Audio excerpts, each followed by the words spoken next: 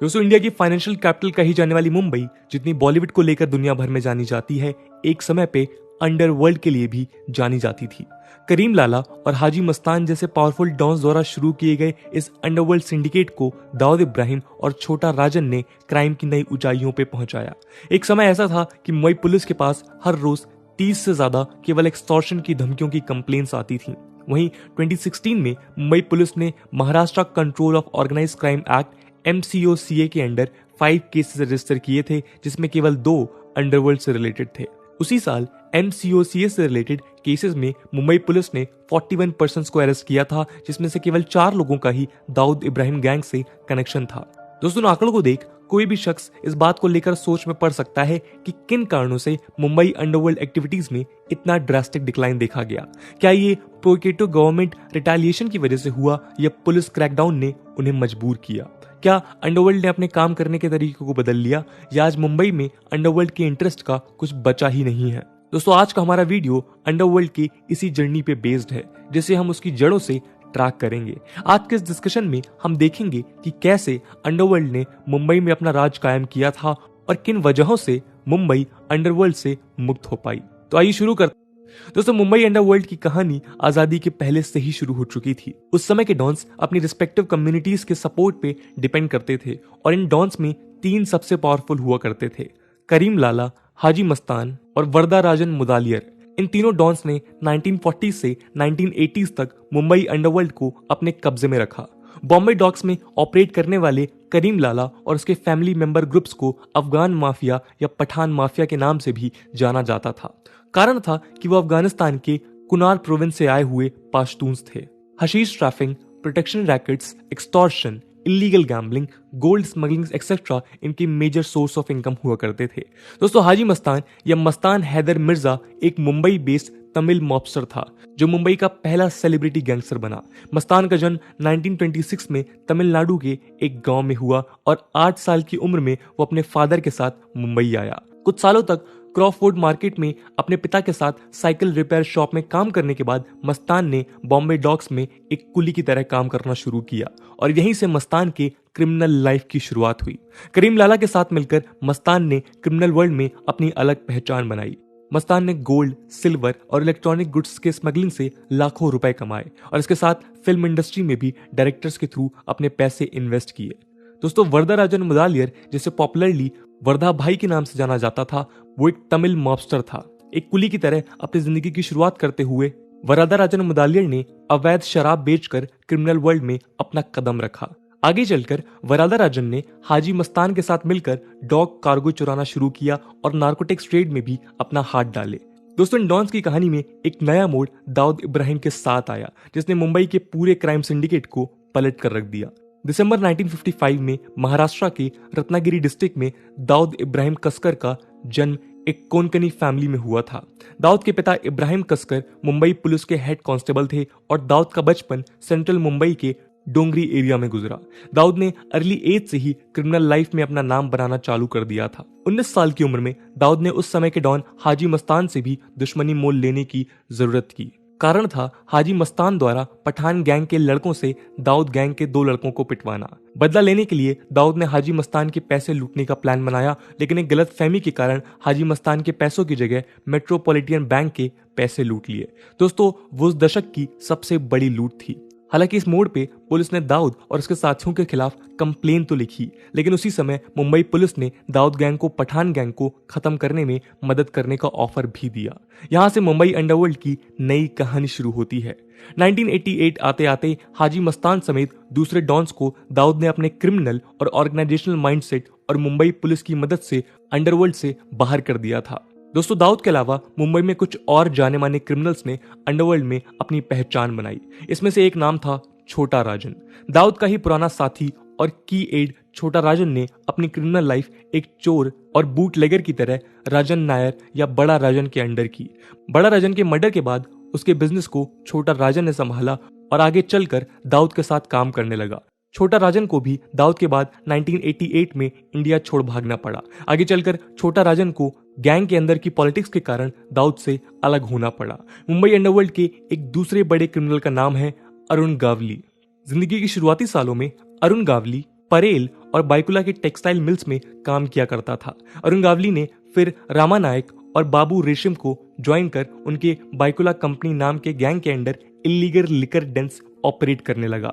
बायकुला के दागदी चौल को अपना बेस बनाकर अरुण गावली ने मुंबई अंडरवर्ल्ड में अपनी पहचान बनाई। दोस्तों, आजादी के पहले से ही मुंबई एक अपॉर्चुनिटी की जमीन बन चुकी थी। अंडरवर्ल्ड ने भी मुंबई द्वारा ऑफिस की गई इन अपॉर्चुनिटीज को एक्सप्लॉइट कर अपने प्रॉफिट सिक्योर किए। दोस्तों, ये वो प्रॉफिटेबल एरा था जहां मुंबई में गैंग वॉर्स और शूट आउट्स नहीं हुआ करते थे। प्रॉफिट अर्न करने के लिए अंडरवर्ल्ड के कई सोर्स ऑफ इनकम्स थे, जैसे गैम्बलिंग, हफ्ता वसूली, इलीगल लिकर और स्मगलिंग। इनमें इलीगल लिकर और स्मगलिंग अंडरवर्ल्ड के मेजर इनकम सोर्सेज हुआ करते थे और गैंग्स के नेट टर्नओवर का एक बड़ा चंक इन्हीं सोर्सेज द्वारा कॉन्स्टिट्यूट किया जाता था। आइए इन दोनों सोर्सेज के पीछे की कहानी को समझते हैं। दोस्तों, महाराष्ट्र में लिकर को इलीगल डिक्लेयर करने की हिस्ट्री से पहले तक जाती है। महात्मा गांधी लिकर और किसी भी तरह के इंटॉक्सिकेंट्स के स्ट्रिक्ट अपोजर थे। गांधीयन प्रिंसिपल को अपने लेजिस्लेशन में अकोमोडेट कर 1939 में बॉम्बे प्रोविंस की कांग्रेस गवर्नमेंट ने पहली बार स्टेट में लिकर प्रोहिबिट किया था। इंडिपेंडेंस के बाद 1949 में चीफ मिनिस्टर मोरारजी देसाई ने तब के बॉम्बे स्टेट, जो प्रेजेंट डे महाराष्ट्र और गुजरात दोनों को कंप्राइज करता है, वहां बॉम्बे प्रोहिबिशन एक्ट इंट्रोड्यूस किया। ये मेजर्स इतने स्ट्रिक्ट थे कि उस समय के कफ सिरप्स भी बैन कर दिए गए थे क्योंकि उनमें अल्कोहल हुआ करता था। स्टेट गवर्नमेंट के इस प्रोहिबिशन ने मुंबई अंडरवर्ल्ड के आगे एक नई अपॉर्चुनिटी खोल दी। शराब के अवैध व्यापार ने मुंबई के डॉन्स के लिए ह्यूज प्रॉफिट्स इंश्योर किए। गवर्नमेंट बैन के कारण अल्कोहल के प्राइस मुंबई में आसमान छूने लगे और शराब की ब्लैक मार्केटिंग एक थ्राइविंग बिजनेस बन गया। इलीगल लिकर डेंस शहर और स्टेट के कई लोकेशंस पे खुलने लगे। समय के साथ साथ ये वो बिजनेस बना जिसमें शराब बनाने वाले से लेकर ग्लास में सर्व करने वाले तक हर कोई अपना प्रॉफिट अर्न कर रहा था। समय के साथ ये बिजनेस पूरे महाराष्ट्र और गुजरात में स्प्रेड कर गया, जहां गवर्नमेंट ने लिकर की सेल पर बैन लगा रखा था। करीम लाला और वर्दा भाई जैसे डॉन्स ने इस बिजनेस से अपना फॉर्च्यून बदला। बूटलेगिंग के साथ एक और पॉपुलर बिजनेस इन सेंटर्स पे उभरा, इलीगल गैम्बलिंग सिस्टम, जिसे लोकल लैंग्वेज में मटका कहा जाने लगा। इस बिजनेस ने भी मुंबई में थ्राइविंगली परफॉर्म किया। दोस्तों, हमें पता है कि इंडिपेंडेंस के बाद से इंडियन गवर्नमेंट ने इकोनॉमी की टर्म्स में प्रोटेक्शनिस्ट पॉलिसी परस्यू की थी। डोमेस्टिक मैन्युफैक्चरिंग सेक्टर को सपोर्ट करने के लिए और इंडियन मार्केट को फॉरेन गुड्स से फ्री रखने के लिए गवर्नमेंट ने इंपोर्ट्स पे कई तरह के रेस्ट्रिक्शंस लगा रखी थी। जहां एक और कुछ आइटम्स पे गवर्नमेंट ने टैरिफ्स इंपोज किए थे, वहीं कुछ आइटम्स के इंपोर्ट पे टोटल बैन था या क्वांटिटी रेस्ट्रिक्शंस थे। मुंबई अंडरवर्ल्ड ने इस सिचुएशन में भी अपने लिए अपॉर्चुनिटी ढूंढ निकाली। ऐसे कई आइटम्स, पर्टिकुलरली इलेक्ट्रॉनिक और लग्जरी बेस्ड, जिनके इंपोर्ट्स पे गवर्नमेंट ने प्रोहिबिशन लगा रखा था, वो लोगों के लिए एक सिंबल ऑफ वेल्थ बन गई।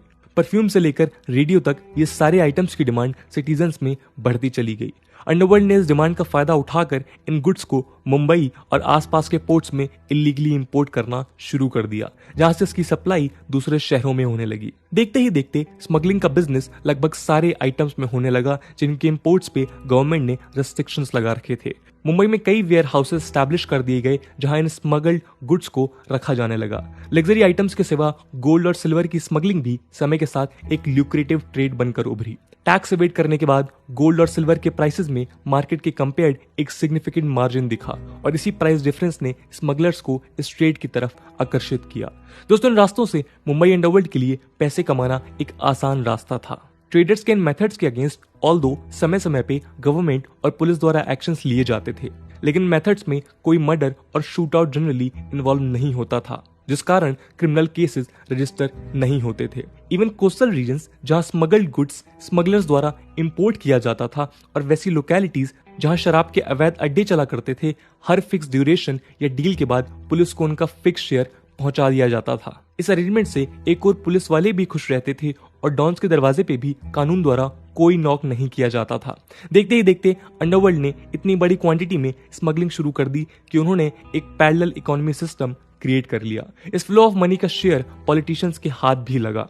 मुंबई अंडरवर्ल्ड के इतिहास में कई ऐसे मौके आए जब अंडरवर्ल्ड और पॉलिटिशियंस के बीच के रिश्ते खुलकर सामने आए। इसके दो बड़े कारण थे, अंडरवर्ल्ड द्वारा दिए जाने वाला पैसा और अपने रिस्पेक्टिव एरिया से कंसोलिडेट किए जाने वाला वोट।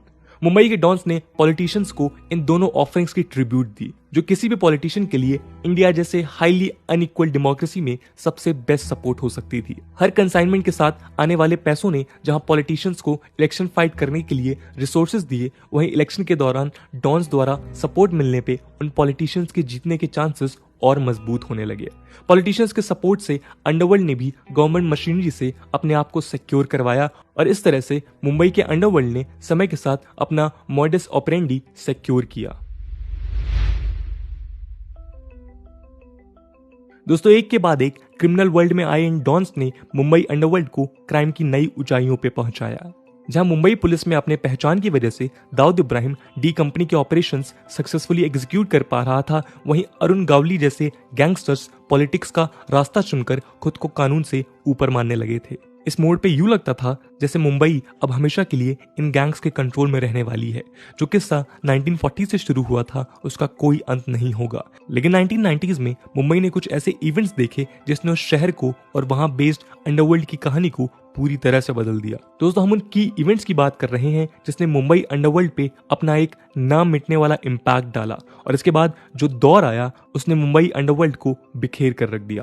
दोस्तों, 1990s में एक इवेंट हुआ जिसे गवर्नमेंट ने सोलिडली अपने इंटरेस्ट के लिए इंप्लीमेंट किया था और अंडरवर्ल्ड से उसका कोई नाता नहीं था, लेकिन इस इवेंट ने अंडरवर्ल्ड को उनके मोड ऑफ ऑपरेशंस को बदलने पे मजबूर कर दिया। अपने प्रोटेक्शनिस्ट पॉलिसीज की वजह से गवर्नमेंट ऑफ इंडिया के फॉरेक्स रिजर्व 1980s से ही डाउनवर्ड ट्रेंड पे थे। 1990s आते आते ये सिचुएशन इतनी बुरी हो गई कि नेसेसरी इंपोर्ट्स के लिए भी फॉरेक्स रिजर्व्स नहीं बचे। इस क्राइसिस में पीवी नरसिम्हा राव गवर्नमेंट में फाइनेंस मिनिस्टर रहे डॉक्टर मनमोहन सिंह द्वारा 1991 में एलपीजी रिफॉर्म्स इंट्रोड्यूस किए गए। इन रिफॉर्म्स ने इंडियन इकोनॉमी को लिबरलाइज और ग्लोबलाइज किया। जब इंडियन इकोनॉमी को फॉरेन गुड्स के लिए ओपन किया गया तो इंडियन मार्केट्स फॉरेन प्रोडक्ट्स से भर गए। वो गुड्स जो इन रिफॉर्म्स से पहले हाई टैरिफ्स की वजह से कॉस्टली बिकते थे, रिफॉर्म्स ने उन्हें आम आदमी की रीच में ला दिया। साथ ही इन रिफॉर्म से पहले गवर्नमेंट ने प्रोटेक्शनिस्ट पॉलिसीज के तहत कई आइटम्स के इंपोर्ट पर रोक लगा रखी थी, जो 1991 के बाद हटा दी गई। दोस्तों, हमने पहले ही देखा कि मुंबई अंडरवर्ल्ड के लिए स्मगलिंग इनकम का एक मेजर सोर्स हुआ करती थी। हाजी मस्तान से लेकर दाऊद इब्राहिम तक स्मगलिंग उनके फाइनेंस का एक मेजर बैकबोन था। लेकिन 1991 में इंट्रोड्यूस हुए एलपीजी रिफॉर्म्स ने अंडरवर्ल्ड की इस बिजनेस को पूरी तरह से बर्बाद कर दिया। वो आइटम्स जिन्हें स्मगल कर अंडरवर्ल्ड ह्यूज अर्निंग्स करता था, रिफॉर्म्स के कारण मार्केट में लीगली बिकने लगे और क्राइसिस के कारण उनकी जो इंपॉर्टेंस थी वो ह्यूज अवेलेबिलिटी के कारण पूरी तरह खत्म हो गई। रिफॉर्म्स ने पहले के स्मगल किए गए लग्जरी गुड्स को अब आदमी के रीच तक लीगली पहुंचाना चालू कर दिया था। इस चेंज्ड इकोनॉमिक सिचुएशन ने अंडरवर्ल्ड के फाइनेंशियल स्ट्रक्चर को पूरी तरह बदल कर रख दिया और अंडरवर्ल्ड द्वारा दूसरे सोर्स ऑफ इनकम्स को सिक्योर करने के लिए डेस्परेशन देखा जाने लगा। इसके अलावा महाराष्ट्र में लिकर प्रोहिबिशन लॉज भी डाइल्यूट होने लगे और महाराष्ट्र से गुजरात के अलग हो जाने के बाद इन लॉज के सपोर्ट में पॉलिटिकल विल भी कम होती चली गई। इसका सीधा इम्पैक्ट अंडरवर्ल्ड द्वारा कंट्रोल किए जाने वाले इलीगल लिकर ट्रेड पे पड़ा। एक समय पे जिस सोर्स से मुंबई के डॉन्स ह्यूज सम्स अर्न करते थे, लिकर की लीगलाइज होने से उनकी अर्निंग धीरे धीरे रुकने लगी। अपने लॉसेस को कवर करने के लिए क्रिमिनल्स ने पहले से ज्यादा एग्रेसिव एक्सटॉर्शन, किडनैपिंग और मर्डर्स की ओर अपना रुख कर लिया। पहले जहां ये क्राइम्स एक छोटे रूप में की जाती थी, स्मगलिंग के बंद हो जाने और लिकर के लीगलाइज होने के बाद से मुंबई अंडरवर्ल्ड ने अपना सारा ध्यान इन्हीं पे फोकस कर लिया। दोस्तों, फंड क्रंच के चलते अंडरवर्ल्ड ने मुंबई की जनता पे इतना जोर डाला कि पुलिस स्टेशंस में एक दिन के अंदर 30 से ज्यादा केवल एक्सटॉर्शन के कंप्लेंट्स आने लगे। मुंबई जैसे महानगर में तब कोई मर्सिडीज या ऐसी किसी गाड़ी में घूमने वाला शख्स नहीं बचा था जिसे एक्सटॉर्शन के कॉल ना आए हों। मुंबई अंडरवर्ल्ड ने अपना फोकस बिजनेसमैन और बिल्डर क्लास के ऊपर केंद्रित किया। इसके अलावा अंडरवर्ल्ड का आसान शिकार बनी Bollywood. Directors, producers, actors, singers यानी बॉलीवुड से जुड़ा हर वो शख्स जो उन्हें एक्सटॉर्शन पे कर सकता था, मुंबई अंडरवर्ल्ड की नजरों में आ गया था। दोस्तों, इस डोमेन में एक बड़ा इवेंट गुलशन कुमार का मर्डर बना। एक्सटॉर्शन मनी देने से रिफ्यूज करने पे टी सीरीज म्यूजिक कंपनी के फाउंडर गुलशन कुमार की डी कंपनी के लोगों ने अगस्त 1997 में हत्या कर दी थी। इस मर्डर ने बॉलीवुड समेत पूरे देश को एक बड़ा शॉक दिया, जहां एक और मुंबई अंडरवर्ल्ड और स्पेशली डी कंपनी ने अपनी ओर से ये मैसेज क्लियर कर दिया कि चाहे वो कोई भी हो, उनकी पहुंच से बाहर नहीं है। ये इवेंट गवर्नमेंट, पुलिस और बॉलीवुड की तरफ से स्ट्रॉन्ग रिटेलिएशन का कारण बनी। दोस्तों अंडरवर्ल्ड के डाउनफॉल का अगला कारण था कम्युनलिज्म।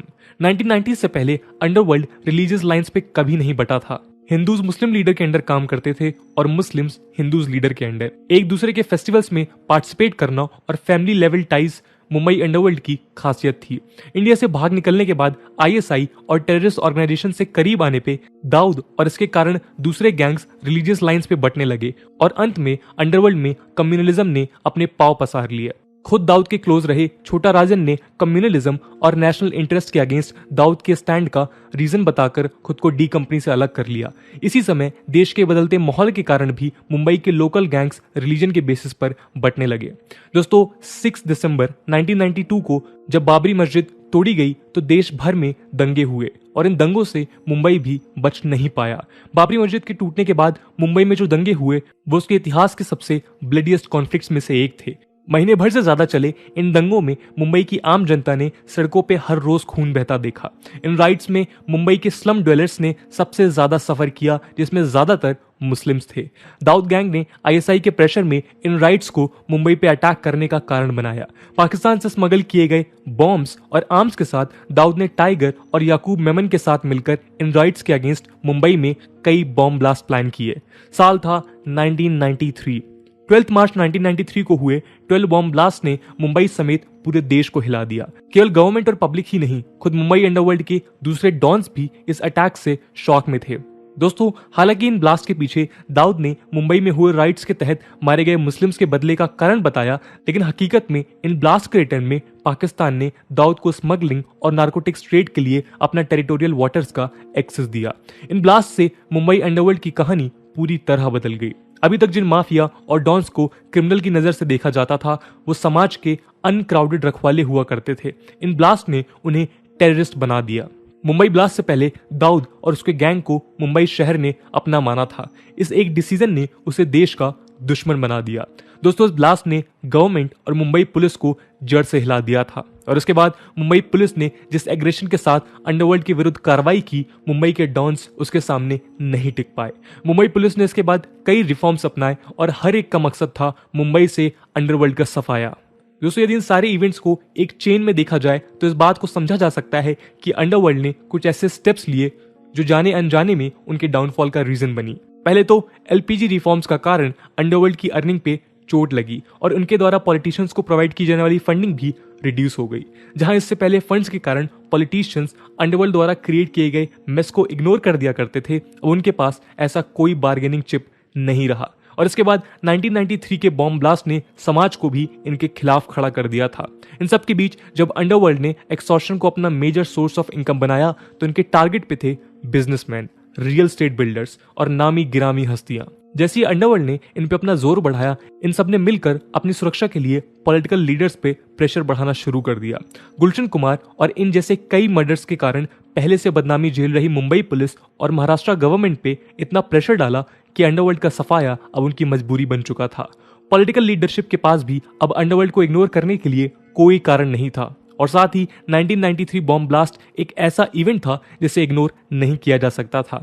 साथ ही स्मगलिंग और इलीगल लिकर ट्रेड के बंद होने से पुलिस को सप्लाई किए जाने वाले फंड्स भी रुकने लगे थे। इसके बाद गवर्नमेंट और मुंबई पुलिस ने स्ट्रिक्ट मेजर्स लेने शुरू कर दिए, जिसने मुंबई से अंडरवर्ल्ड के पांव उखाड़ दिए। गवर्नमेंट के एक्शंस के कारण गैंग्स बिखरने लगे, क्रिमिनल्स सरेंडर करने लगे क्योंकि उन्हें पता था इस रास्ते का अंत क्या है। समय के साथ अंडरवर्ल्ड मुंबई की आम जिंदगी से दूर होता गया और लॉ एंड ऑर्डर इंश्योर करने में पुलिस कामयाब हुई। इस मोड़ पे ये कहना गलत होगा कि मुंबई की सारे गैंग्स डिसबैंड हो गए तो कोई लोकल डॉन नहीं बचा, लेकिन ये डॉन्स प्रीवियस अंडरवर्ल्ड के मुकाबले कुछ भी नहीं रहे। इनमें भी ज्यादातर क्रिमिनल्स ने अपना एक दायरा बना लिया और प्रीवियस अंडरवर्ल्ड के अगेंस्ट किए गए मुंबई पुलिस के एक्शन को भूलकर उससे बाहर निकलने की कभी हिम्मत नहीं की। दोस्तों इस पूरी टर्मोइल में सबसे अहम भूमिका मुंबई पुलिस की रही, जिसने एक्चुअल ग्राउंड्स पे अंडरवर्ल्ड से हेड टू हेड फाइट किया। लेट 1980s और 1990s में दाऊद इब्राहिम गैंग से सामना करते हुए मुंबई पुलिस की डिटेंशन यूनिट चर्चा में आई। दाऊद के अलावा इस यूनिट में अरुण गावली और अमर नाइक गैंग पे भी अपना दबाव बनाया। मुंबई पुलिस की इस यूनिट को एनकाउंटर स्क्वाड भी कहा जाता था। कारण था वास्ट नंबर ऑफ एनकाउंटर्स में इस स्क्वाड का प्रोमिनेंट रोल। जैसे जैसे एनकाउंटर्स बढ़ते गए, इन एनकाउंटर स्पेशलिस्ट की पॉपुलैरिटी भी बढ़ती चली गई। इस एनकाउंटर स्क्वाड ने अंडरवर्ल्ड का मोरल डाउन करने में भी अहम भूमिका निभाई। इस स्क्वाड ने उन गैंगस्टर्स के अंदर भी मौत का डर जगाया जो आज तक दूसरों की जिंदगी की अहमियत नहीं समझते थे। दया नायक, विजय सालास्कर, असलम मोमीन, प्रदीप शर्मा, सचिन वाजे, प्रफुल्ल भोसले और संजय कदम जैसे एनकाउंटर स्पेशलिस्ट कल्ट फाइटर्स की तरह उभरे। इन ऑफिसर्स में एक बड़ा चंक मुंबई पुलिस एकेडमी से 1983 में पास हुए ऑफिसर्स का था, जिन्हें द बैच ऑफ 1983 के नाम से बुलाया जाने लगा। इन ऑफिसर्स में प्रफुल्ल भोसले, रविंद्रनाथ अंग्रे, विजय सालास्कर, प्रदीप शर्मा और असलम मोमीन शामिल थे। इनकी training police training school Nashik में former director general of police Arvind Inamdar के अंडर हुई थी, जिन्हें अपने रेजिमेंट और एक्सीलेंस ट्रेनिंग के लिए जाना जाता था। 1982 से इन एनकाउंटर्स की चेन स्टार्ट हुई, जिसकी शुरुआत पुलिस ऑफिसर्स राजा तंबत और इसाक बागवान ने वडाला में गैंगस्टर मान्या सुरवे के एनकाउंटर के साथ की। इस सीरीज में 1991 में लोखंडवाला में हुए एनकाउंटर ने दाऊद गैंग को बड़ा झटका दिया, जब एडिशनल कमिश्नर ऑफ पुलिस रहे आफ्ताब अहमद खान ने माया डोलास नाम के गैंगस्टर को पर्सनली लीड कर एनकाउंटर में मार दिया। माया उस समय दाऊद का एक खास एड हुआ करता था और इस एनकाउंटर ने भी मुंबई अंडरवर्ल्ड को सीरियस सेटबैक ऑफर किया। 1993 मुंबई बॉम्ब ब्लास्ट केस को सॉल्व करने में भी इस स्क्वाड ने इंस्ट्रूमेंटल रोल प्ले किया। इस स्क्वाड ने अपने टेन्योर में 500 से भी ज्यादा गैंगस्टर्स को एलिमिनेट किया और 2004-05 आते आते मुंबई से अंडरवर्ल्ड का सफाया कर दिया। दोस्तों, आज मुंबई अंडरवर्ल्ड एक ट्रांसफॉर्म वर्जन के साथ सरवाइव कर रहा है, लेकिन पिछले 30 सालों में गवर्नमेंट के चेंज एटीट्यूड ने इस बात को साफ कर दिया है कि यदि पॉलिटिकल विल हो तो कोई भी क्रिमिनल कानून की पहुंच से बाहर नहीं है। मुंबई अंडरवर्ल्ड के अगेंस्ट भी इस पॉलिटिकल विल ने सेटिस्फाइंग रिजल्ट डिलीवर किया। मुंबई पुलिस और जुडिशरी के ईज के लिए 1999 में इंट्रोड्यूस किए गए Maharashtra control of organised crime act ने क्रिमिनल्स की कमर तोड़ दी। साथ ही ऐसे प्रोविजंस जिनके कारण गैंगस्टर्स को इजीली बेल मिल जाती थी, उन्हें रेक्टिफाई किया गया। कुछ लोकल गैंगस्टर जैसे रवि पुजारी गैंग और एजाज लकड़ावाला गैंग मुंबई पे अपनी पकड़ बनाने का प्रयास कर रहे हैं, लेकिन मुंबई पुलिस की चुनौतियों के खिलाफ खड़े नहीं हो पा रहे हैं। इतने सेटबैक के बावजूद मुंबई ने कभी अपनी स्पिरिट टूटने नहीं दी। कई बॉम्ब ब्लास्ट अटैक्स देखने के बाद भी मुंबई आज अपने पैरों पे खड़ी है और डेवलपमेंट के रास्ते पे तेजी से चल रही है। 1992 से 1993 के बीच हुए राइट्स और कम्युनल डिफरेंसेस से भी मुंबई आज काफी आगे निकल चुकी है और यहाँ का माहौल एक ट्रूली इंक्लूसिव सोसाइटी को शो करता है। तो दोस्तों, ये थी कहानी मुंबई अंडरवर्ल्ड की। आई होप आपको वीडियो पसंद आया होगा और अगर पसंद आया है तो अपने दोस्तों के साथ जरूर शेयर करिएगा। हम मिलते हैं अगले वीडियो में, तब तक के लिए जय हिंद, जय भारत।